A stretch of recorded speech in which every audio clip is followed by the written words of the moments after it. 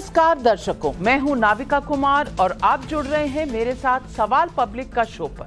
तीसरी बार नरेंद्र मोदी के प्रधानमंत्री बनने के बाद पहली बार संसद में मोदी वर्सेस राहुल गांधी हुआ और उसमें राहुल गांधी क्या एक्सपोज हो गए? अगर हां तो कैसे?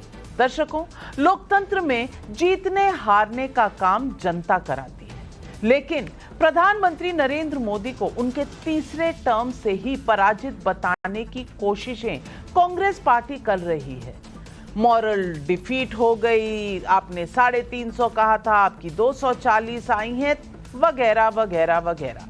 18वीं लोकसभा के पहले संसद सत्र का आज दूसरा दिन है और संसद में नरेंद्र मोदी से पहली टक्कर लोकसभा स्पीकर के पद को लेकर विपक्ष से है। क्या राहुल गांधी स्पीकर के पद के बहाने नरेंद्र मोदी को घेरने में कामयाब होंगे? इस सवाल पर मैं आगे बात करूं उससे पहले बता दूं कि रायबरेली से चुने गए राहुल गांधी ने आज शपथ ली। शपथ लेते वक्त राहुल गांधी के हाथ में वही लाल काले कवर वाली संविधान की कॉपी थी। शपथ लेने से पहले उन्होंने संविधान की कॉपी लहराई। शपथ लेने के बाद जय संविधान का नारा भी लगाया, लेकिन शायद उत्साह में चेयर पर बैठे फगन सिंह कुलहस्ते से राहुल गांधी अभिवादन करने की परंपरा ही भूल गए। इस बीच जब वो वापस अपनी सीट पर लौट रहे थे, तब कुछ सदस्यों को के याद दिलाने के बाद चेयर के पास वापस लौटे और फगन सिंह कुलहस्ते से हाथ मिलाया। खैर, अभिवादन की परंपरा तो वो भूल गए, लेकिन स्पीकर आम सहमति से सत्ता पक्ष का चुना जाता रहा। इस परंपरा को शायद जानबूझकर तोड़ने की कोशिश हो रही है।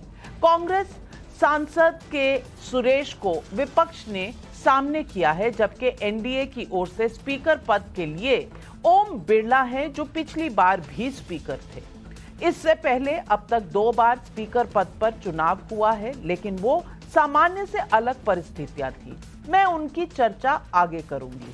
सवाल पब्लिक का है, क्या स्पीकर पद पर उम्मीदवार खड़ा कर कांग्रेस ने ये संकेत दिया है कि वो मोदी 3.0 के काम में सिर्फ रोड़े अटकाएगी? वैसे मैं ये बता दूं कि तृणमूल कांग्रेस के सुरेश को अभी तक माफ कीजिएगा, के सुरेश को अभी तक ऑफिशियली अपना समर्थन नहीं दिया है।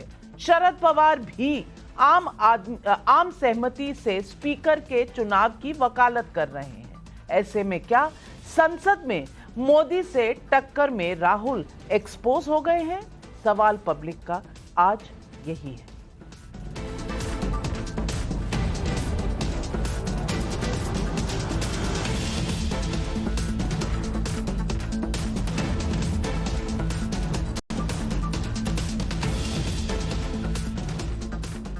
पिछली लोकसभा में स्पीकर रहे ओम बिरला पर पूरा एनडीए एकजुट है और वाईएसआरसीपी ने भी अपना समर्थन देने की घोषणा कर दी है। ओम बिरला को अभी तक एनडीए और कुछ दूसरे दलों से मिला समर्थन बिना शर्त के है। आप नामांकन की तस्वीरों में एनडीए के अलग अलग दलों के नेताओं को खुद देख सकते हैं। इन तस्वीरों में आज शाम को केंद्रीय गृह मंत्री अमित शाह के साथ एनडीए के फ्लोर लीडर्स की बैठक भी हुई है। स्पीकर पद पर आम सहमति बनाने के लिए रक्षा मंत्री राजनाथ सिंह ने कांग्रेस अध्यक्ष मल्लिकार्जुन खड़गे से भी संपर्क किया था, लेकिन कांग्रेस का जवाब क्या है?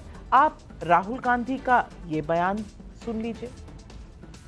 राजनाथ सिंह जी का खारगे जी को फोन आया। राजनाथ सिंह जी ने खारगे जी से कहा, देखिए आप हमारे स्पीकर को सपोर्ट कीजिए। ऑपोजिशन, पूरी ऑपोजिशन ने कहा है, हमने सबसे बात की है, पूरे ऑपोजिशन ने कहा है कि हम स्पीकर को सपोर्ट करेंगे, मगर कन्वेंशन ये है कि डेप्यूटी स्पीकर ऑपोजिशन को मिलना चाहिए। राजनाथ सिंह जी ने कल शाम कहा था कि वो खारगे जी को कॉल रिटर्न करेंगे। अभी तक राजनाथ सिंह जी ने खारगे जी का कॉल रिटर्न नहीं किया। तो मोदी जी कह रहे हैं कंस्ट्रक्टिव कोऑपरेशन हो, और फिर हमारे नेता को इंसल्ट करा जा रहा है। राहुल गांधी कह रहे हैं कि राजनाथ सिंह ने खड़गे को दोबारा लौटकर फोन नहीं किया, लेकिन राजनाथ सिंह का कुछ और ही कहना है। सुनिए उनका ये बयान। यहाँ तक खड़गे जी का प्रश्न है, एक सीनियर लीडर हैं, मैं उनका सम्मान करता हूँ। कल से लेकर आज तक उनसे 3 बार हमारी बात हुई। राहुल गांधी और राजनाथ सिंह की बातें एक दूसरे को कॉन्ट्रडिक्ट करती हैं। सवाल है कि क्या स्पीकर पद पर आम सहमति जानबूझकर नहीं बनने दी जा रही है? 1952 में स्पीकर पद पर चुनाव हुआ था। 26 नवंबर 1949 को प्रोविजनल पार्लियामेंट के स्पीकर चुने गए जीवी मावलंकर पहली लोकसभा में स्पीकर पद के उम्मीदवार थे, जिन्हें जवाहरलाल नेहरू तब के प्रधानमंत्री ने प्रपोज किया था। उनके खिलाफ लेफ्ट नेता ए.के. गोपालन ने शंकर शांताराम मोरे को उम्मीदवार बनाया। दिलचस्प यह है कि शंकर शांताराम मोरे ने मावलंकर के पक्ष में वोट डाला। मोरे ने कहा था कि यह संसद की परंपरा के अनुकूल होगा कि 2 उम्मीदवार जो एक दूसरे के खिलाफ लड़ रहे हैं वो एक दूसरे को वोट दें। मावलंकर 55 के मुकाबले 394 वोटों से जीते थे। इसके बाद इमरजेंसी के दौरान जब लोकसभा का कार्यकाल 1 साल के लिए बढ़ा दिया गया था, तब 1976 में कांग्रेस के बलिराम भगत के खिलाफ कांग्रेस ओ के पीएम मेहता ने जगन्नाथ राव जोशी का नाम स्पीकर पद के लिए आगे बढ़ाया। बलिराम भगत ने 58 के मुकाबले 344 वोटों से ये स्पीकर का चुनाव जीता था। इन 2 मौकों को छोड़कर कभी स्पीकर पर चुनाव नहीं हुआ। लेकिन आज शायद कांग्रेस सरकार के साथ क्या इंडी अलायंस में ही आम राय नहीं बन रही? खुद ही देखिए कौन क्या कह रहा था। राय पूछिए, मैंने उनको सलाह दे दिया कि आप गवर्नमेंट से बैठे लोगों को स्पीकर की सीट के लिए अनअपोज वहाँ पर इलेक्शन होना चाहिए, इसे हमारी सहमति है। कांटेक्ट किया था कांग्रेस ने, आरोप है कि कांग्रेस ने कांटेक्ट किया, लेकिन अभी कोई फैसला अभी तक क्यों नहीं लिया गया? कांटेक्ट नहीं किया, कोई बातचीत नहीं हुआ and unfortunately this has been a unilateral decision. Sir क्या शाम के 8 बजे वाली Rahul sir, speaker post TMC से बात करेंगे राहुल गांधी। सर, टीएमसी का क्या स्टैंड है सर? टीएमसी का क्या? जय संविधान। राहुल गांधी कह रहे थे विपक्ष में सबसे बात हुई, लेकिन इस सब में तृणमूल कांग्रेस पार्टी शामिल है कि नहीं? अभिषेक बैनर्जी तो कहते हैं अभी सहमति नहीं हुई, हमसे किसी ने कंसल्ट नहीं किया। खैर, राहुल गांधी जय संविधान कह रहे हैं, अच्छी बात है, लेकिन जय संविधान तो तब होगा जब संसद ठीक से चले। ये क्या बात हुई कि प्रधानमंत्री संसद में शपथ लेने आए तो नारेबाजी होती रहे? प्रधानमंत्री नरेंद्र मोदी का अपमान हो, इसके लिए 1/3 प्रधानमंत्री कहा जाए। इस बीच संसद में कैसा माहौल बनने वाला है, इसका ट्रेलर भी दिखा। मेरठ के सांसद अरुण गोविल ने शपथ के बाद जय श्री राम का नारा लगाया तो विपक्ष के लोग जय अवधेश कहने लगे। इस पर समाजवादी पार्टी के अयोध्या सांसद अवधेश पासी खड़े होकर दोनों हाथ जोड़ते नजर आए। वैसे मैं बता दूं कि प्रभु राम को अवधेश भी कहा जाता है। तो आज पब्लिक पूछ रही है सवाल पब्लिक का नंबर 1, स्पीकर के मुद्दे पर नरेंद्र मोदी सरकार को घेरने चले राहुल गांधी को विपक्ष ने ही एक्सपोज कर दिया। एनडीए के स्पीकर के खिलाफ उम्मीदवार खड़ा करना क्या नरेंद्र मोदी के हर काम में अड़ंगा डालने का राहुल गांधी का संदेश है? मोदी सरकार में गृह, वित्त, रक्षा के बाद अब स्पीकर भी वही पिछली बार वाला, क्या एनडीए में खटपट की विपक्ष की उम्मीद चकनाचूर हो गई है? यही है आज सवाल पब्लिक का। और इन सवालों के जवाब देने के लिए आज हमारे साथ जुड़ रहे हैं बीजेपी के राष्ट्रीय प्रवक्ता शहजाद पूनावाला। हमारे साथ इस वक्त स्टूडियो में मेरी दाहिनी तरफ और मेरी बाईं तरफ तहसीन पूनावाला जो हैं राजनीतिक विश्लेषक, कांग्रेस पार्टी को सपोर्ट करते हैं। अनुराग भदौरिया जी भी स्टूडियो में हैं, प्रवक्ता हैं समाजवादी पार्टी के। तौसीफ खान भाई राजनीतिक विश्लेषक, तृणमूल कांग्रेस को सपोर्ट करते हैं। आशुतोष जी वरिष्ठ पत्रकार, मेरे दोस्त हमारे साथ जुड़ रहे हैं और हर्षवर्धन त्रिपाठी भी वरिष्ठ पत्रकार जिनकी मैं बहुत इज्जत करती हूं, हमारे साथ जुड़ रहे हैं। आप सबको का स्वागत है आज सवाल पब्लिक का शो पर और इस डिबेट में। और सबसे पहले तहसीन पूनावाला जी, मैं आपसे पूछना चाहूंगी, चलिए आपने अपना कैंडिडेट खड़ा कर दिया, परंपरा तोड़ दी। चलिए, परंपरा तोड़ने का आपके पास हक है, लाइसेंस है, आप उत्तेजित हैं, आपके पास 234 नंबर है, लेकिन नंबर 234 मुझे लगता है 293 से कम है। और 4 अगर मिला लीजिए, YSRCP ने जो ऑफिशियली सपोर्ट कर दिया है, तो ये 297 वोट्स तो ओम बिरला जी के साथ होते नजर आ रहे हैं। तो ये सिर्फ क्या आपको कहीं ना कहीं मोदी को नीचा दिखाना है, विघ्न डालना है, इसीलिए ही हो रहा है? या मैं पूछूं, आप को खुद आपके अलायंस पार्टनर्स ने ही एक्सपोज कर दिया। शरद पवार जी कहते हैं आम सहमति से होना चाहिए और ये हमेशा सत्ता पक्ष का हक रहता है। दूसरी तरफ अभिषेक बैनर्जी कह रहे हैं आपने ना बात की ना कंसल्ट किया, बस दे दनादन आप कर रहे हैं, मोदी के साथ नहीं अपने अलायंस पार्टनर्स के साथ। भैया जी, इरादा क्या है? नमस्कार नाविका जी, आपके शो में शिरकत करने का मौका मिला इसलिए आपका शुक्रगुजार हूँ। बाधाएं डाल रहे, मोदी जी को हम नीचे दिखा रहे, तो हम एक काम करते हैं नाविका जी, ये नया पार्लियामेंट बंद कर देते, ताला लगाते, चाबी फेंक देते हम यमुना के अंदर। क्यों वोटिंग क्यों हो? मोदी जी नीचे जाएगी ना अगर वोटिंग हो तो। ये प्रक्रिया ही बंद कर देते, मोदी जी आए, जो कहना चाहते हो कह रहे, मन की बात करे, काम की बात करना ही नहीं, ये बंद कर दे। वोटिंग के प्रोसेस को, एक पाक प्रोसेस को, एक कॉन्स्टिट्यूशनल प्रोसेस को अगर आप कहते मोदी जी के रास्ते में बाधाएं डालना है, उनको नीचे दिखाना है, तो हम बंद कर देते पार्लियामेंट। वैसे ही मन की बात करते मोदी जी, कौन से सवालों का जवाब देते। दूसरी बात पे मैं आता हूँ, नंबर्स क्या है क्या नहीं है वो जरूरी नहीं है। जरूरी ये है कि पार्लियामेंट के अंदर एक संवैधानिक लड़ाई हो जिसमें विपक्ष की आवाज बुलंद हो। डेप्यूटी स्पीकर की बात हो ही नहीं रही है कि डेप्यूटी स्पीकर बाय कन्वेंशन जाता है विपक्ष को, वो बात नहीं हो रही है। मैं जानता हूं पहले कांग्रेस ने भी कुछ वक्त नहीं दिया था, लेकिन अगर इस वक्त मोदी जी कंस्ट्रक्टिव ऑपोजिशन चाहते तो क्यों उन्होंने ऑफर नहीं दिया। तीसरी बात, राजनाथ सिंह जी की बात पे से मैं समाप्त करता हूं। बिल्कुल राजनाथ सिंह जी ने 3 बार खड़गे जी से बात की, लेकिन तीसरी बार जो राहुल जी ने कहा कि उन्होंने खड़गे जी को कहा मैं आपको आई रिटर्न योर कॉल, मैं आपको वापस कॉल करता हूं, वो नहीं हुआ। उस बात को काटकर सिर्फ राजनाथ जी कुछ और कह रहे, राहुल जी कुछ और। राहुल जी वही कह रहे 3 बार बात होने के बाद जो तीसरी बार राजनाथ सिंह जी ने किया, क्यों कॉल बैक नहीं किया खड़गे जी को? क्योंकि खड़गे जी दलित नेता है, बड़े दलित नेता है, इसलिए दलितों का अपमान हो रहा है, ना प्रोटेम स्पीकर में ना के सुरेश में। यह है बीजेपी की एंटी दलित मानसिकता है। यह मेरा सवाल है। सवाल आपका जो भी है, तथ्य आपके पास कोई नहीं है। आपको राहुल गांधी ने बताया, राहुल गांधी ने तो 3 कॉल्स की बात भी नहीं की, उन्होंने एक ही कॉल की बात की। हाँ, तो ये तो राजनाथ जी ने आके बताया कि 3 कॉल्स हुए, लेकिन क्या राजनाथ सिंह जी ने ये बात को डिनाई की कि लास्ट कॉल में उन्होंने कहा कि मैं खड़गे जी को फोन नहीं करूंगा? ये डिनाई किया? पर क्या राहुल 10 कॉल हुए, लास्ट कॉल क्या हुआ? उसकी राजनाथ जी से ये नहीं पूछा गया था, लेकिन शहजाद पूनावाला जी एक बार फिर फैक्ट्स के साथ इकोनॉमी और झूठ के साथ खुले दिल से, दरिया दिल से अपनी बात रख रहे हैं। शहजाद पूनावाला, देखिए, सबसे पहले तो तहसीन पूनावाला ने 50 वर्ष पहले जो हुआ था उसका ही वर्णन किया। पार्लियामेंट को ताला लगा था 50 वर्ष पहले, और आज ही का वो दिन है, वो काला दिन है। मुलायम सिंह यादव समेत कई सारे हमारे संविधान योद्धाओं को जेल में डाला गया था। बहरहाल वो लोग भूल गए, जिन लोगों ने अपनी बेटी का नाम मीसा रखा वो भी भूल गए। पर आते हैं दूसरे विषय पर। ये कन्वेंशन तो है।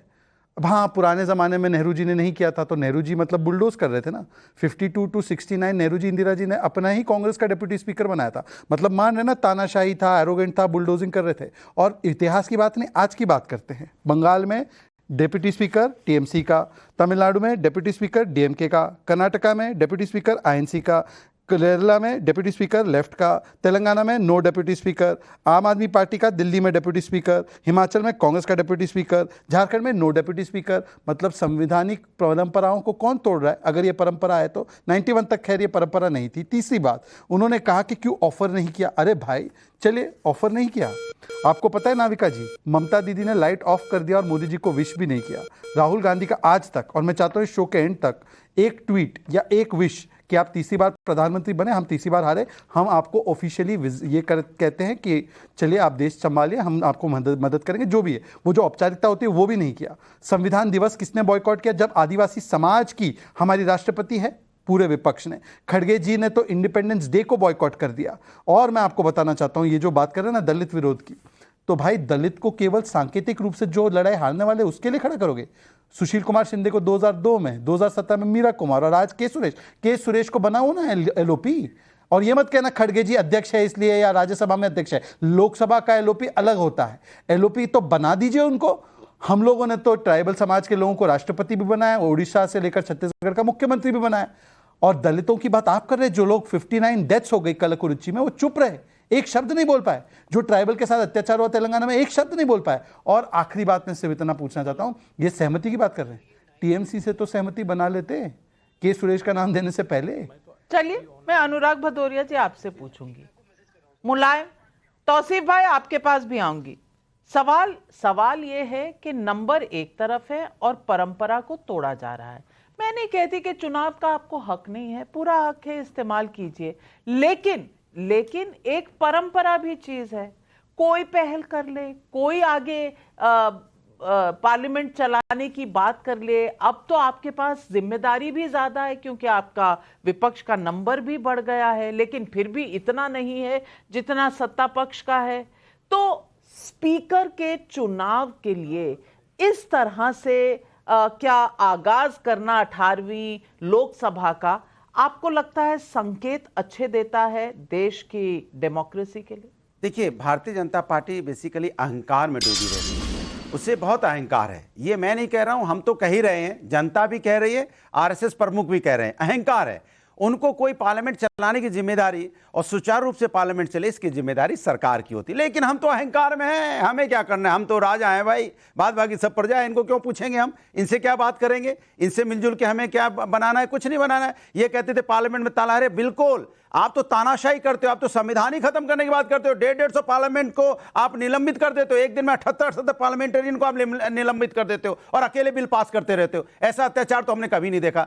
आदिवासी समाज की महिलाओं को आपने राष्ट्रपति बनाया है, लेकिन जब नया पार्लियामेंट भवन बनेगा उसके उद्घाटन में नहीं बुलाएंगे, हम राष्ट्रपति बनाएंगे, लेकिन मंदिर होगा, राम मंदिर का उद्घाटन होगा, वहां पे नहीं बुलाएंगे। कमाल की बात करते हैं आप। ये भारतीय जनता पार्टी को अपने अहम के नशे में, घमंड है उसे, जिसका घमंड जनता ने उतार दिया, 240 पे लाके खड़ा कर दिया, लेकिन घमंड नहीं जा रहा है। वो कह रहे हैं मुझे 40 पे लाओ, 240 बहुत हो गया, मुझे 40 पे आना है। जनता अब 4 पे ले आएगी, चिंता मत कीजिए। जो घमंड आपका है ना, जो जनता के बारे में सोचते नहीं हो, जनता की बात नहीं करने, हर बात में मोदी सरकार, हर बात में मोदी सरकार। अरे भैया, जनता ने आपको 240 दिए हैं, आप एनडीए के बैसाखी पे टिके हो। ये मत भूलो, किस दिन वो खींच लेंगे उसमें धड़ाम से नीचे गिर जाओगे, फिर कोई दिखाई नहीं देगा अगल बगल में। इसलिए आपकी सरकार बहुत दिन की है नहीं, आप 2-4 महीना पार कर लो, वही बहुत बड़ी बात हो जाएगी, क्योंकि आप जनता के मुद्दों पे आज भी बात नहीं करोगे। हम तो कहते हैं आप तो लोकसभा का सदस्य चुन रहे हैं 5 साल के लिए, स्पीकर भी आप चुनना चाहते हो 5 साल के लिए, लेकिन अग्निवीर 4 साल के लिए होगा, नौकरी हम 4 साल को देंगे। ऐसा कभी अंधेर अत्याचार आपने कहीं देखा है किसी देश में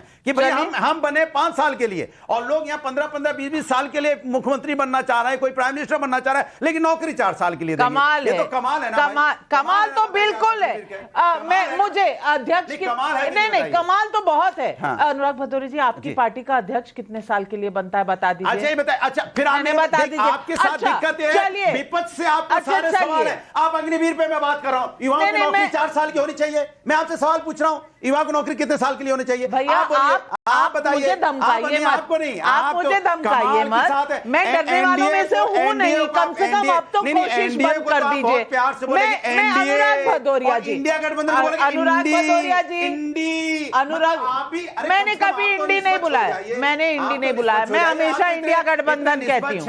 आप तो, आप में हिम्मत भी है और महिला तो बहुत शक्तिशाली है इस देश की, मुझे पता है। आप तो बोलिए इंडिया गठबंधन। मैं सिर्फ आपसे, मैं सिर्फ एक सवाल आपसे पूछ रही हूँ, एक सवाल आपसे पूछ रही हूँ। आप तो एक तो सुन लीजिए, आप एक तो सुन। अरे हम 10 सुन लेंगे। मैं कह रही हूँ, आप शहजाद जी को कह रहे हैं कि ये एनडीए में 240 है और बाकी बैसाखियों पे चल रहे हैं। आपके 234 में कितनी बैसाखियां मुझे गिना? अरे भैया, मुझे तो गिना दीजिए कितनी बैसाखियां हैं। हम तो मजबूती के साथ हैं, इनका जो गठबंधन है, जेडीयू वाले कब इधर आ जाएंगे? कल आपको बोलते नजर आएंगे मेरे बगल में, कहेंगे मेरा मन नहीं उनके साथ।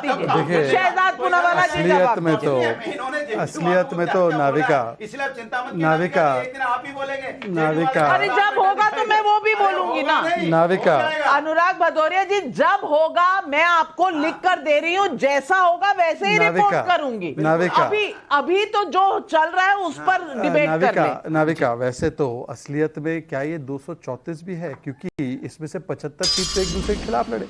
पंजाब की 13 सीटें जो ये गिन रहे हैं, या जो केरल की 20 सीटें गिन रहे हैं, या 42 बंगाल की गिन रहे हैं, और आज तो बंगाल से और एनसीपी शरद पवार फैक्शन से तो संदेश आ गया। मुझे लगता है कि बीच में लगातार बोलने की आदत, ये बीमारी बंद होनी चाहिए। पूछा है मैं युवाओं, अरे भाई अपने बारे में अपनी बात रखो। नाविका जी देखिए, लोकसभा में स्पीकर के चुनाव, नाविका देखिए, यदि आपने डिबेट को इसीलिए स्पीकर के चुनाव, नाविका नहीं तय मैं करूंगी। नाविका देखिए, आज तो मैं बड़ा खुश हूं कि आज कम से कम 37 वाली पार्टी ने 99 वाली पार्टी को बता दिया कि तेलंगाना, हिमाचल, कर्नाटक में डिप्टी स्पीकर न बनाकर वो अहंकारी है। नेहरू जी को भी अहंकारी कह दिया 52 से 69। भाई नेहरू जी और इंदिरा जी थे, तो चलिए मुलायम सिंह यादव जी को जो 19 महीने तक जेल में रखा गया उसका बदला अनुराग ने ले लिया, ये कहते हुए कि अहंकारी आपने ये परंपरा नहीं निभाई। तो अच्छी बात है, मैं तो मानता हूं। उनको ये भी मानना चाहिए था कि किस प्रकार से संविधान के साथ जो किया गया। अभी भूपेश बाघेल का स्टेटमेंट मैं सुना देता हूं। उन्होंने कहा कि इंदिरा साहसी थी तो उन्होंने घोषित आपातकाल कर दिया। अब बताइए मुलायम सिंह यादव जी की आत्मा क्या सोच रही होगी। पर आखिरी बात मैं सिर्फ इतना पूछना चाहता हूं कि देखिए, आज सवाल सिर्फ इतना है तो कि अरे भाई सुन लीजिए, बीच में बकबक करना बंद कीजिए। अभी तो देश की जनता की नाविका जी, मैं अपनी बात परेशान रख है। सकता हूं क्या? अनुराग जी, आपने कुछ मुद्दे, आप एक ही शब्द बोला है। नाविका जी, फिर मैं भी एक एक शब्द बोलने लगूंगा तो फिर आपके डिबेट आउट ऑफ हैंड हो जाएगी, फिर आप मुझे ही बोलेंगी। तो मैं आउट ऑफ हैंड करूं या डिबेट नॉर्मली करूं, आप बता जी। आप बताएं। देखिए नाविका जी, मैं तो आपसे सिर्फ इतना पूछना चाहता हूं कि डिप्टी स्पीकर की यदि ये परंपरा है, कंडीशन लगाकर स्पीकर के लिए कहना कि हम स्पीकर के लिए तब सपोर्ट करेंगे जब कंडीशन होगी। और दूसरी बात, अगर ये कन्वेंशन है तो केवल इतना बता दो कि तेलंगाना में, केरला में, कर्नाटका में, तमिलनाडु में, पश्चिम बंगाल में ये कन्वेंशन क्यों फॉलो नहीं हो रहा? सिर्फ इतना जवाब, स्पेसिफिकली जवाब।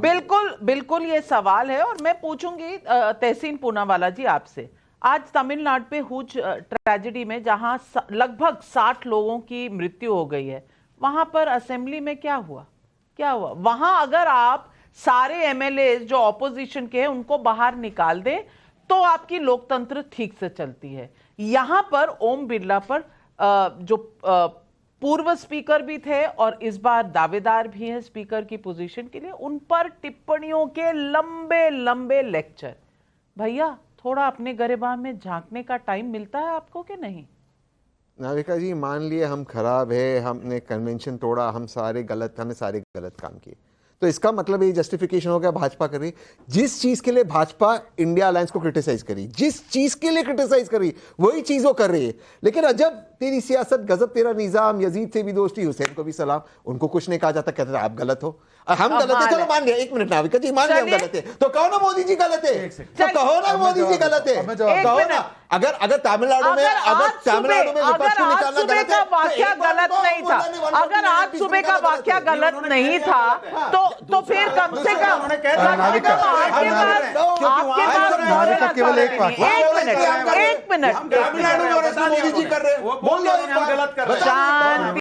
शांति शांति शांति शांति। आशुतोष जी, नाविका केवल एक वाक्य, क्योंकि छूट जाएंगे वरना। एक ही वाक्य इन्होंने कहा। देखिए सवाल ये नहीं है सही गलत जो भी है, मैं सिर्फ इतना पूछ रहा हूँ। तहसीन पूनावाला मान रहे ना, तहसीन पूनावाला वैसे ऑफिशियल कांग्रेस नहीं है, ऑफिशियली कांग्रेस को बोलो तेलंगाना में डिप्टी स्पीकर जो है बना दे ऑपोजिशन का, कर्नाटका में बोलो ऑपोजिशन का बना दे, कर्नाटका कांग्रेस वाला हटा के बता। देखिए ये क्या है ना, ये ऑफिशियल नहीं है, तो ये आकर जो राहुल गांधी ना बोले वो बोलकर चले जाते हैं। अब बताइए कि इंडिया अलायंस बताए। नहीं नाविका प्लीज डिस्टर्ब मत होने दीजिए। नाविका एक सेकंड, नाविका एक सेकंड, नाविका एक सेकंड, एक सेकंड बात आने दीजिए, नाविका एक सेकंड बात आने दीजिए, बात आने दीजिए। उत्तर प्रदेश बात आने दीजिए, बात आने दीजिए, ठीक है, जवाब सुन लीजिए। चलिए जवाब आ रहा है ना, जवाब सुनिए। हमें गलत साबित कर दो। मैं डिबेट करने के लिए आया हूं, मैं गंभीरता से डिबेट करता हूं। मुझे लगता है कि छिछोरापन के लिए, छिछोरापन है, सड़क छाप डिबेट के लिए मैं नहीं आया। मैं आपसे रिक्वेस्ट कर रहा हूं, एक मिनट, नाविका में सड़क छाप और छिछोरे डिबेट के लिए नहीं आया। अच्छा एक मैं केवल इतना कह रहा हूं। चलिए एक मिनट, नहीं मैं आप आशुतोष जी से सवाल पूछूंगी। डिबेट के लिए नहीं आया, मैं रिक्वेस्ट रहा हूं। नहीं, आप अगर इस तरह से कहेंगे वहां भी चुप्पी नहीं होगी। नहीं तो आप मैं अपनी बारी में बोल रहा हूं। नहीं तो फिर टिप्पणी मत कीजिए ना। पर ये हाँ, बीच में बोलिए। लगातार अच्छा अनुराग जी, नहीं, इस शब्दों का अहम इतना घमंड नहीं हम नहीं करना चलिए, चाहते। सब नहीं, सभ्य हम तो कर रहे हैं ना, सभ्य तरीके हाँ, से बिल्कुल, वो करेंगे। बात सही चलिए है। शहजाद, आपका नाविका, एक मैं इसीलिए आपके सेंटेंस, एक मैं सेंटेंस। हमेशा गेस्ट कोऑर्डिनेटर से कहता हूं कि अनुराग जी डिबेट करने नहीं आते, डिस्ट्रॉय करने आते, इसलिए मुझे मत रखिए ऐसी डिबेट। एनीवेज, मैं अपनी बात रख देता हूं। मैं सिर्फ इतना कह रहा हूं, सारी जगह इंडी गठबंधन की सरकारें हैं, हम लोग तो छोटे मन के हैं। बड़ा मन दिखाने के लिए टीएमसी को बोलो कि टीएमसी वहां पे डिप्टी स्पीकर भाजपा का बना ले। चलिए इंडिया अलायंस बोल दे। पहले आप मैंने किसी के बीच में नहीं बोला। एक लाइन ज्यादा नहीं बोलूंगा। आशुतोष जी, मेरा आपसे सवाल है, क्या ये मोदी 3.0 में सबसे पहली बार मोदी को नीचे दिखाने की एक कवायद शुरू हो गई है, और ये आने वाले समय में क्या होने वाला है अंदेशा इसी का दिखा रहा है? क्योंकि नंबर से चूज होता है, और नंबर में मुझे लगता है ऑपोजिशन के पास शायद नंबर ना हो, क्योंकि कल चुनाव है, पता चलेगा। लेकिन ये नॉन कोऑपरेशन मूवमेंट जो है इसका आगाज हो गया है, कम से कम ये तो दिख रहा है। देखिए नाविका जी, मुझे तो ये उम्मीद थी कि सरकार बदलेगी तो टीवी चैनल में जो डिबेट है उसका स्वरूप भी थोड़ा बदलेगा। लेकिन देखिए यहीं स्टूडियो में मार हुई जारी कर, हम उनसे बातचीत नहीं करेंगे, उनसे बातचीत नहीं करेंगे, और अब आप उम्मीद करते हैं कि संसद के अंदर जो है वो डिबेट अच्छी हो, वहां एक दूसरे का सम्मान हो। ये संभव नहीं है, ये संभव बिल्कुल नहीं है। और मैं बड़ी ईमानदारी के साथ उसको कहना चाहता हूं, देखिए ये जो शुरुआत हुई है संसद की, ये दुर्भाग्यपूर्ण है। इसके लिए कौन जिम्मेदार है कौन जिम्मेदार नहीं, मैं उस पचड़े में नहीं पड़ना चाहता। सत्ता पक्ष विपक्ष दोनों ही उसके लिए जिम्मेदार है, क्योंकि संसद चलाना सिर्फ सरकार की जिम्मेदारी नहीं है, और संसद चलाना सिर्फ विपक्ष की भी जिम्मेदारी, दोनों की जिम्मेदारी है। दो पहिए की गाड़ी में एक पहिया अगर अड़ेगा तो दूसरा पहिया भी नहीं चल पाएगा। इसलिए जो ये शुरुआत हुई है ये दुर्भाग्यपूर्ण है, और ये इस बात की ओर इशारा कर रहा है कि आने वाले दिन संसद में बहुत स्टॉर्मी होने वाले हैं। और मुझे इस बात का डर लग रहा है, मैं चाहता हूं कि भगवान करे ऐसा ना हो, लेकिन मुझे इस बात का डर लग रहा है कि ऐसा ना उत्तर प्रदेश का इतिहास एक बार संसद के अंदर दोहराया जाए। क्योंकि जिस तरीके की तलखी दिखाई पड़ रही है, एक दूसरे को अपमानित करने की कोशिश दिखाई पड़ रही है, एक दूसरे को सत्ता पर प्रतिपक्ष ना समझ के एक दूसरे को दुश्मन समझने की कोशिश की जा रही है, और एक दूसरे को आंख दिखाने की कोशिश की जा रही है, वो वाकई में संसदीय परंपरा का, संसदीय मर्यादा का खुला उल्लंघन है। मैं इसमें किसी एक को दोषी नहीं मानता, मैं दोनों को दोषी मानता हूं। अगर राहुल गांधी ने यह कहा कि प्रधानमंत्री जी का साइकोलॉजिकल ब्रेकडाउन हो गया है, तो प्रधानमंत्री जी ने भी यह कहा कि विपक्ष नखरे दिखाना, ड्रामा करना बंद कर दे। अगर इन्होंने कहा कि हम स्पीकर पे आपके साथ सहमति नहीं बनाना चाहते, तो प्रोटेम के मसले में सरकार की तरफ से भी गलती हुई है। तो अगर दोनों ही पक्ष अगर सहनशीलता नहीं दिखाएंगे, एक दूसरे के प्रति सम्मान नहीं दिखाएंगे, तो जो आपके स्टूडियो में हो रहा वही संसद के अंदर हो रहा है। इसमें बिल्कुल कुछ नई बात दिखाई नहीं पड़ रही। आशुतोष जी, आपने कहा उत्तर प्रदेश यानी कि मारपीट, कुर्सियों पे चढ़ना, कुर्सियां तोड़ना, माइक निकालना, आपको लग रहा है कि इस तरह के दिन आने वाले हैं? मैं बिल्कुल नहीं कहना चाहता हूं ये बात, लेकिन ये तब होता है जब दोनों तरफ एक दूसरे को दुश्मन समझने की कोशिश की जाती है, जब तलखियां होती हैं, जब एक दूसरे को समझने का प्रयास नहीं होता है, जब सर्वानुमति की जगह कुश्ती की बात हो जाती है, तब ये सारी स्थितियां पैदा होती हैं। मैंने कहा ना, मैं तो आज उम्मीद कर रहा था कि शहजाद पूनावाला और जो आपके साथी हैं अनुराग जी, इनके बीच में एक अच्छी बातचीत होगी, लेकिन आप देखिए आपको संभालने में दिक्कत पैदा हो रही है। तो जब दिक्कत पैदा हो रही है तो ये संसद के अंदर भी यही होगा, क्योंकि भारतीय जनता पार्टी की सीटें कम हुई हैं और उनको लगता है कि वो अपने आप को कमजोर क्यों साबित हो, विपक्ष को लगता है उनकी सीटें बढ़ गई हैं। पर ये भी तो ऑन रिकॉर्ड जाए कि नाविका, मैं तो अपने समय पर बोल रहा था उद्दंडता कहीं और से हो रही थी। आशुतोष जी के चश्मे ऐसे हैं कि उनको उद्दंडता नहीं दिखाई दे रही है, उनको टेबल पर नाच रहा हुआ व्यक्ति नहीं दिखाई दे रहा है, जो स्पीकर पर पेपर फेंक देता है वो नहीं दिखाई देता है, और फिर जो अगर उसका प्रतिशोध करे या उसका प्रतिविरोध करे तो वो दिखता है। लेकिन शहजाद, पार्टी की टोपी निकाली, लेकिन शहजाद जी, अगर आप भी एक दो शब्द ना इस्तेमाल करते तो मुझे लगता है छिछोरे को छिछोरा ना बोले तो क्या बोले? चलिए तो फिर छिछोरा हवानी है, चलिए फिर वही भाषा इस्तेमाल होगी। करना छिछोरापन ठीक है, बोलना उसको गलत है। की लालच में भागना है, ये देखो शब्दों का इस्तेमाल क्यों करते हैं? ये बीजेपी का कैरेक्टर है क्या? बीजेपी वाले कैसे प्रवक्ता बनाए? ये कैरेक्टर है क्या? मैंने छिछोरापन है, मैंने छिछोरापन पार्टी का ये वो व्यक्ति है जो बीजेपी को ले डूबेगा। मनोज यादव ने क्या बोला? टीबी पार्टी है। मनोज यादव ने ठाकुर और ब्राह्मणों को टीबी पार्टी बोला। जो बीजेपी की इमेज को बर्बाद करने में कहीं कसर नहीं छोड़ता। हम तो किसी को व्यक्तिगत हमला नहीं किया, किसी को छिछोरा नहीं बोला, ना किसी को उद्दंडता बोला। अरे डिबेट करो, शब्दों में बोलो ना। आप बात करो तो छिछोरा मुद्दे पर वापस आते हैं, मुद्दे पर वापस आते हैं और मुद्दा है क्या ये ऑपोजिशन, एक मिनट अनुराग जी अगर आप ऊंचा ना सुनते हो, अगर आप लोग ऊंचा ना सुनते हो, माफ कीजिएगा, अगर आप लोग ऊंचा ना सुनते हो तो मेरी एक बात सुन ले, क्योंकि तौसीफ खान भाई बैठे हैं। तौसीफ खान भाई, मैं मानती हूं कि सत्ता पक्ष और विपक्ष में तो कहीं ना कहीं एक राय नहीं बन पा रही। चलिए, ये विपक्ष और सत्ता पक्ष की बात है, लेकिन अभिषेक बैनर्जी का कहना है कि एक राय तो इंडिया गठबंधन के अंदर भी नहीं बन पा रही, आपसे पूछा ही नहीं, और स्पीकर के लिए के सुरेश का नाम भी डिक्लेयर कर दिया। अब ये कौन सी दोस्ती है, ये कौन सा अलायंस है? और मुझे ये बता दीजिए, आप सब लोग बीजेपी के खिलाफ हैं, ये जनता को पता है, ये दर्शकों को पता है, लेकिन आप आपस में एक दूसरे की बैसाखी बनने वाले हैं या एक दूसरे को लाठी से उठाकर मारने वाले हैं, ये तो जनता को बता दीजिए। देखिए नाविका जी, अपॉइंटमेंट ऑफ स्पीकर एक असल में दो इसका पहलू है। पहला कि क्या बीजेपी ने बड़ा दिल दिखा करके स्पीकर और डेप्यूटी स्पीकर की आपसी सहमति बनाई? नहीं बनाई। दूसरा कि क्या संवैधानिक प्रोसेस जो अनरिटन और रिटन है उसको फॉलो किया, नहीं फॉलो किया। आपको याद होगा पीवी नरसिम्हा राव जब प्रधानमंत्री थे तो उन्होंने बड़ा दिल दिखाया था, और अटल बिहारी वाजपेयी जो कि बीजेपी के one of the finest prime minister माना जाता है, आज भी कांग्रेस उसको एक्नॉलेज करती है, तो उस वक्त भी एक्नॉलेज किया था जब उन्होंने यूनाइटेड नेशन में रिप्रेजेंट करने के लिए कंट्री को अटल बिहारी वाजपेयी जो उस वक्त के अपोजिशन में थे उनको भेजा था। लेकिन आज प्रधानमंत्री मोदी के जमाने में क्या होता है कि जब प्रोटेम स्पीकर के अपॉइंटमेंट की बात होती है, जिसका एक कन्वेंशन रहा है कि सीनियर मोस्ट को प्रोटेम स्पीकर बनाया जाए, उसको नहीं स्पीकर बनाते। एक 6 टर्म एमपी को बना देते हैं और 8 टर्म एमपी को इग्नोर कर देते हैं। अब उसके बाद आती है कि आपने जब एक कन्वेंशन को नहीं माना तो अब प्रोसेस फॉलो होगा। अब प्रोसेस यही है कि अगर 2 लोगों ने नॉमिनेशन फाइल किया तो उसका इलेक्शन होगा, इसमें कोई बुराई नहीं है, यही होना चाहिए। अगर बड़ा मन नहीं दिखाते बीजेपी, अगर बड़ा मन नहीं दिखाते प्रधानमंत्री, अगर प्रधानमंत्री को फिलॉसफी की बात आपने कही, पर मैं याद करा दूं, उसी वाजपेयी जी की सरकार को कांग्रेस पार्टी ने एक वोट से कैसे गिरा दिया था। हर्षवर्धन त्रिपाठी जी, हर्षवर्धन त्रिपाठी जी, वाजपेयी जी तो नहीं गिरेंगे, मोदी जी की भी गिराएंगे,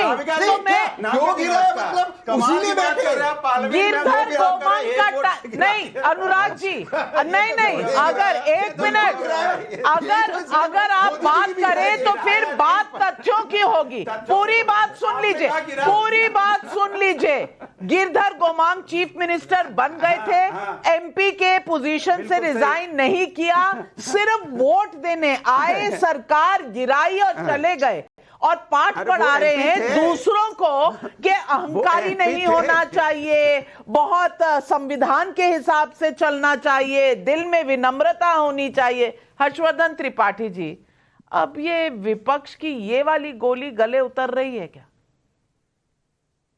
देखिए नवका जी, सबसे पहले तो ये कि जितनी बात परंपरा कह कर बताई गई वो सब झूठ है, और मैं समझ नहीं पाता कि हम लोग भी पत्रकार के तौर पर क्यों कहते हैं बड़ी परंपरा रही है। अरे भाई, जब देश की पहली संसद जो थी उसमें देश के प्रथम प्रधानमंत्री पंडित जवाहरलाल नेहरू कोई परंपरा नहीं निभा पाए, ये तो हो सकता था ना, किसी को भी डिप्टी स्पीकर का पद दे देते। उस वक्त तो इतनी ब्रूट मेजोरिटी थी, इतना प्रचंड बहुमत था कि कहीं कोई दिक्कत ही नहीं थी, लेकिन पहली बार नहीं, कभी नहीं दिया। और हम लोग कई बार लोकतंत्र में जनता को सही बात नहीं बताते हैं, हम लोग भी दोषी हैं उसके लिए, पत्रकार के तौर पर, बुद्धिजीवी के तौर पर। जब तक कांग्रेस का प्रचंड बहुमत रहा, सत्ता बराबर कांग्रेस बनी रही, तब तक उसने सारे नियम कानून अपने हिसाब से तय किए। उसी को अंग्रेजी में कन्वेंशन और हिंदी में परंपरा कह दिया जाता था। नंबर एक, डिप्टी स्पीकर कभी नहीं दिया। दूसरा, जब विपक्ष की सरकार आई तभी उसने विपक्ष के नेता को कैबिनेट मंत्री का दर्जा देना शुरू किया, उसके पहले वो भी नहीं था।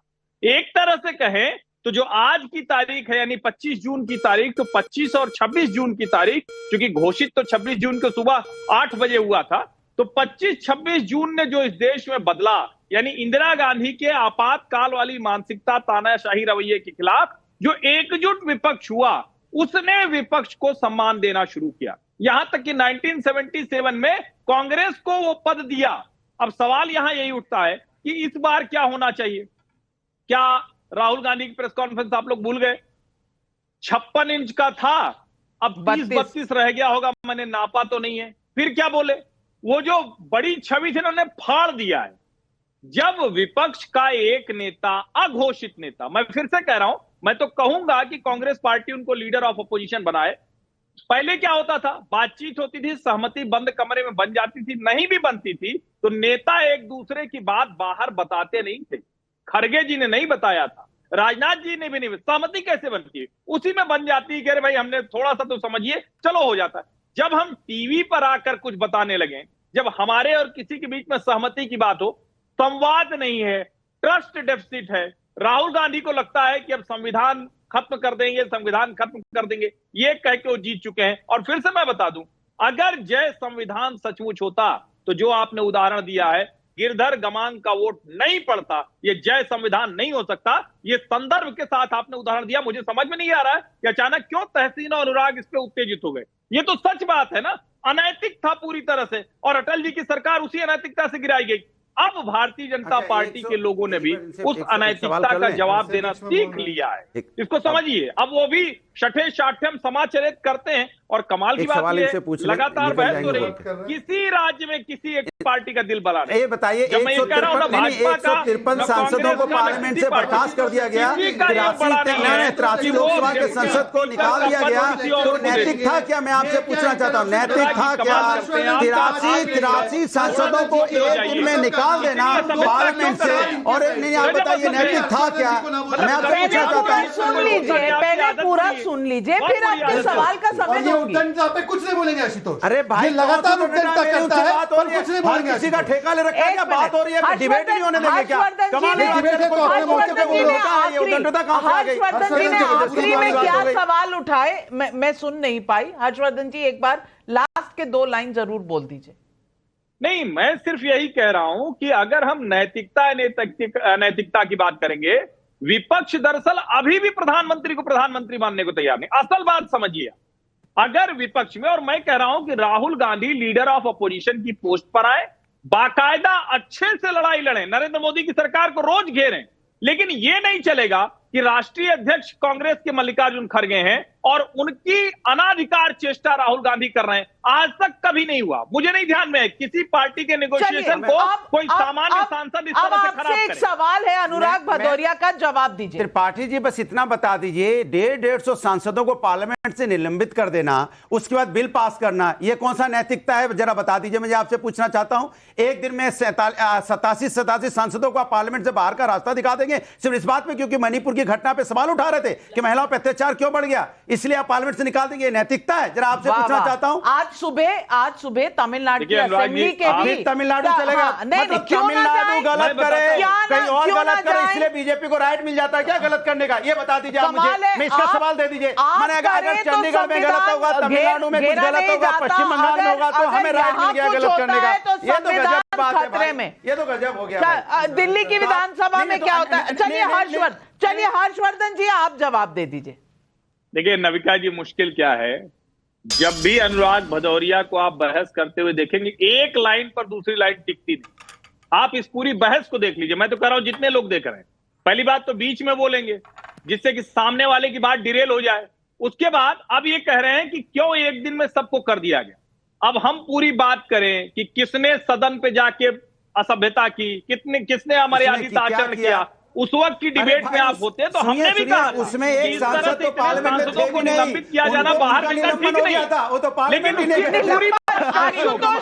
आशुतोष जी, निलंबन तो जहां पर विपक्षी पार्टियों की सरकारें हैं वहां रोज होते हैं, वहां निलंबन ठीक है, कॉन्स्टिट्यूशनल है, डेमोक्रेटिक है। यहां पर निलंबन पर इतने बड़े लेक्चर हैं, क्या ये हिपोक्रेसी नहीं है? देखिए नविका जी, मुझे तो बोलते हुए डर लग रहा, पता नहीं फिर शहजाद पूनावाला को मेरी कौन सी बात बुरी लग जाए। मैंने तो पहली बार बोला तो कोई भी ऐसी बात नहीं की थी जो आपको स्टैंड लेना होगा। अनुराग इज कॉन्स्टेंटली इंटरप्टिंग, मैं उनको करेक्ट कर रहा हूं, वो इंटरप्ट कर रहे हैं, उन्होंने इनको बोलने दिया त्रिपाठी जी को, आशुतोष जी को अगर दिखता नहीं है या सुनाई नहीं देता, 4 वर्सेस 2 का पैनल है, उसमें भी उनको प्रॉब्लम है। चलिए आशुतोष, क्या तरीका है भाई? बॉस ऐसा है, सुनिए आशुतोष जी, एक सेकंड, आपने पत्रकारिता छोड़ी, आप राजनीति में गए, राजनीति छोड़ के पत्रकारिता में आए, आपके सत्य वचन आप चलाते रहिए, आपकी विश्वसनीयता कितनी है सबको पता है। और मैं आपसे एक सेकंड प्रोवोक इसलिए हो रहा हूं क्योंकि अभी देखिए तौसीफ ने क्या कहा, तौसीफ ने कहा नेहरू जी के, नरसिम्हा राव जी के जमाने में हमने वाजपेयी जी को भेजा, वाजपेयी जी चले गए, वाजपेयी जी का बड़प्पन था। आज के जमाने में ममता बनर्जी ने बोला शपथ हो गई, मैंने लाइट बंद कर दी। राहुल गांधी का अभी तक ट्वीट दिखाओ कि उसने विश किया है राहुल गांधी ने प्रधानमंत्री को। मैं यही सवाल आशुतोष जी पूछिए। और आशुतोष जी, अनुराग भदौरिया और गुंडों के लिए आपकी जो आपको बहुत तीव्र अच्छी लगते हैं ना, समाजवादी ज्वाइन कर लो, समाजवादी ज्वाइन कर लो। नहीं, I am sorry, no I am sorry, uncalled for objectionable. अरे करते रहिए ऑब्जेक्शन, इनके ऊपर ऑब्जेक्शन नहीं होता, सिर्फ मुझ पे होता है, भाजपा पे ही ऑब्जेक्शन होता है, ये करते रहे जो करें। और फिर मैं उसको जस्टिफाई नहीं करूंगी। कोई नहीं, आप मत कीजिए, इन्हीं को आप चढ़ाइए और बढ़ाइए। मैं उसको जस्टिफाई नहीं करूंगी, बिल्कुल भी नहीं, ये सही नहीं, नहीं सही है। एक मिनट आशुतोष, अच्छा एक मिनट, नहीं बिल्कुल नहीं,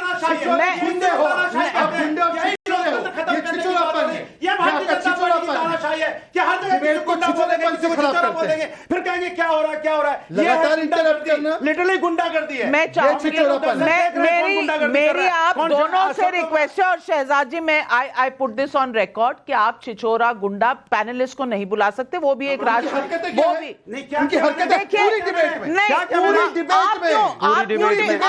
माफ कीजिएगा, लेकिन आप अपनी हरकतें ऊपर रखिए ना, आप अपना लेवल हाई कर दीजिए, आशुतोष जी, मुझे एक सवाल पूछना है आशुतोष जी, आशुतोष जी, आप शहजाद क्या सोचेंगे ये मत सोचिए, आप जवाब दीजिए उस सवाल का कि ये नैतिकता का लेसन बहुत अच्छा लगता है जब सब फॉलो करें, लेकिन विपक्षी दल जहां इनकी सरकारें हैं वहां पर ये नैतिकता खुद नहीं फॉलो होती, लेकिन अगर मोदी सरकार में पार्लियामेंट में कुछ हो जाए तो हाय तौबा मचा दिए। आज निष्पक्ष इसका जवाब दीजिए। नहीं, अगर राज्य सरकार के अंदर अगर राज्यों में गलत हो रहा है तो उसका मतलब है थोड़ी कि केंद्र भी गलत करे, गलत तो हो ही रहा है, इसमें कहां कौन सी दोहरा है, कौन इसको जस्टिफाई करेगा। परंपरा की दुहाई अगर संसद के अंदर दी जाएगी तो परंपरा की दुहाई विधानसभाओं के अंदर भी दी जाएगी। आज हालत यह है कि आप उठा के देख लीजिए कितने राज्य हैं जहां वह 25 दिन विधानसभा चलती है साल के अंदर, 25 दिन भी नहीं चलती, वहां तो यह हालत स्थिति पैदा हो गई। क्या संसद भी उसी रास्ते पे चलेगा क्या? देखिए, बहुत बुनियादी सा सवाल यह है, मुझे लगता है कि हम ये उम्मीद कर रहे थे कि भाई अब तीसरी बार प्रधानमंत्री जी आए हैं, लगातार तीसरी बार, ऐतिहासिक तौर पर हुआ, नेहरू जी के बाद किसी और प्रधानमंत्री को गौरव हासिल नहीं हुआ है, तो ये वाकई में एक बड़ी उपलब्धि है और राजनीतिक शास्त्र के लोगों को ये पढ़ना पड़ेगा कि प्रधानमंत्री जी कैसे और किस तरीके से जीत के आए। लेकिन हम ये भी तो उम्मीद करते हैं कि कम से कम एक नई परंपरा हो, वो खुद आगे बढ़ के लोगों से कहेंगे नहीं भाई हम नए सिरे से चलना चाहते हैं।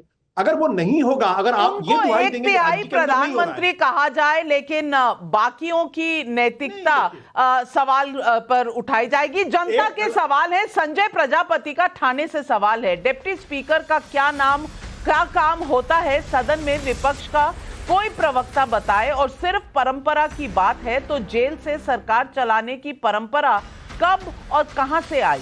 पीयूष करम्बलेकर का बिलासपुर से सवाल है, इससे बड़ा विरोधाभास क्या होगा जब मीसा कानून के विरोध में अपना नाम पाने वाली सांसद महोदया इसे लागू करने वाली पार्टी के साथ मिलकर संविधान बचा रही है ओम प्रकाश खंडेलवाल का जयपुर से सवाल है, राहुल गांधी के सार्वजनिक बयानों में स्पष्ट ये नजर आ रहा है कि स्वयं की पार्टी में भी संवाद की कमी है और सहयोगी दल तो इस बात को स्पष्ट भी कर चुके हैं। क्या विपक्ष का गठबंधन बचा हुआ है या नहीं? अरविंद गुप्ता का ग्वालियर से सवाल है, अनुराग भदौरिया क्यों कभी टॉपिक पर बात नहीं करते? विघ्नेश्वर सिंह का बलिया उत्तर प्रदेश से सवाल है, हमें ऐसा विपक्ष मिला है जो अध्यादेश फाड़ने वाला है, संसद में पेपर फाड़ने वाला है, इमरजेंसी लगाने वाला है और कहते हैं कि बीजेपी संविधान विरोधी है। श्रुति मिश्रा का रायगढ़ छत्तीसगढ़ से सवाल है, क्या कल इंडी अलायंस, मैंने नहीं कहा, व्यूअर का सवाल है, क्या कल इंडी अलायंस की पोल खुलने वाली है? क्या पता लग जाएगा कि चुनाव के बाद सबकी ताकत दिखने के बाद अब कौन किस तरफ है? धीरज अग्रवाल का मेरठ से सवाल है, विपक्ष टीवी डिबेट में किसी की सुनने को तैयार होता नहीं, संसद में कैसे सुनेंगे? शिशिर भालचंद्र घाटपांडे का मुंबई से सवाल है, 10 साल से संसद से कौन भाग रहा है? चलिए एक सवाल का आप जवाब दीजिए। मैं एक ही लाइन में लास्ट सवाल का जवाब देता हूं। जिन 149 एमपीज को सस्पेंड किया गया था उनमें से वो एमपी महोदय थे जो वहां पर प्रेजेंट ही नहीं थे। क्या ये किसी और असेंबली में हुआ है? बताइए, ये इनकी साजिश है। और Om Birla ji has been a worst performing speaker. मैं बड़ी जिम्मेदारी से शहजाद जी जवाब। अभी एक पत्रकार महोदय ने कहा कि वहां पर गलत हो रहा है तो केंद्र में भी गलत होगा। वहां पर तो गलत 6 महीने पहले हुआ। 6 महीने पहले इस डिबेट को नाविका ने आयोजित किया, उससे पहले इस पत्रकार महोदय ने कितनी बार कहा तेलंगाना में गलत हो रहा है, इस महोदय ने कितनी बार कहा कि कर्नाटका में गलत हो रहा है। आज उनको जब वॉट अबाउटरी करनी है तो वहां का गलत हो रहा है, तो यहां गलत कैसे हो रहा है? तो बोल दीजिए कि नेहरू को आप लोग छाती पर और माथे पर लगाते घूमते हो, बोलिए कि नेहरू तो एरोगेंट था। एक बार बोलिए ना कि नेहरू ने गलत परंपराएं शुरू की, एक बार बोलकर तो दिखाओ आशुतोष जी। जहां से आपको स्रोत मिल रहा है, आपके सपोर्ट मिल रहा है, वो बंद हो जाएगा, अब नहीं बोल पाएंगे। इसलिए आशुतोष जी बस 10 सेकंड। नहीं, मैं बिल्कुल नहीं बोलूंगा कि सजाद पूनावाला ने जो है नरेंद्र मोदी को हिटलर कहा था। मैं बिल्कुल नहीं बोलूंगा। साहब, आपने अरविंद केजरीवाल की जूतियां उठाई, आज उसको गाली देते हैं। आपकी क्या विश्वसनीयता? आपने बोला पत्रकारिता छोड़ के मैं राजनीति में जा रहा हूं, कभी नहीं जाऊंगा तो बताना, और फिर आ गए राजनीति से पत्रकारिता में। याद है राहुल कंवल वाला इंटरव्यू? राहुल कंवल वाला इंटरव्यू याद है आशुतोष जी? चलिए, जो यहां नहीं है उनकी क्या बात करें, लेकिन आज मैं इतना ही कहूंगी, कल ये परीक्षा होगी कि किसका स्पीकर बनेगा, विपक्ष का या सत्ता पक्ष का। लेकिन क्या ये आगाज सही है? ये शुरुआत सही है? क्या पहले दिन से तलवारें खींची हुई नजर आ रही हैं? और अगर मोदी जो तीसरी बार जीतकर चुनाव में और एक अलायंस के साथ सरकार बनाते हैं, तो क्या 1/3 प्रधानमंत्री उन्हें कहना क्या सही है? और आज जब स्पीकर का चुनाव हो रहा है तो उसमें अपने अलायंस पार्टनर्स को कुछ ना पूछना, साथ ना चलना, परंपराओं को तोड़ना, आप इसे कैसे देखते हैं? दर्शकों जरूर लिखकर भेजिए, क्योंकि ये तो सब सवाल है पब्लिक का। आज बस इतना ही। तमाम अपने पैनलिस्ट को धन्यवाद देती हूं।